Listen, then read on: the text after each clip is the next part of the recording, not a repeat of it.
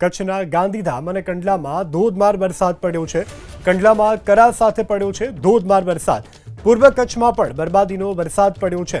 કચ્છમાં સાર્વત્રિક અત્યારે જે કમોસમી વરસાદ છે તે નોંધાવ્યું છે, ત્યારે ખાસ કરી કચ્છના ગાંધીધામ, કંડલા અને પૂર્વ કચ્છના વિસ્તારોમાં પણ આજે વરસાદ પડ્યો છે। વધુ વિગત સાથે સંવાદદાતા હર્ષદ ઠાકુર ફોનલાઈનથી જોડાયા છે। હર્ષદ, કચ્છમાં વાતાવરણમાં આવેલા પલટાને લઈ, કમોસમી વરસાદને લઈ શું વધુ વિગત?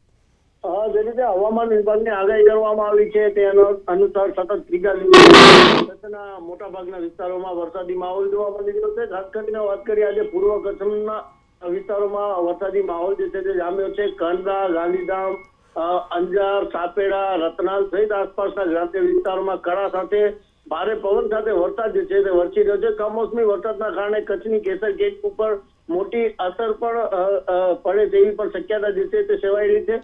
અત્યારે જે રીતે કરા સાથે વરસાદ પડી રહ્યો છે, ચોક્કસથી ખેડૂતોમાં ચિંતાનું મોજું જે છે ફરી વળ્યું છે। જી હર્ષદ, સમગ્ર જાણકારી બદલ આભાર।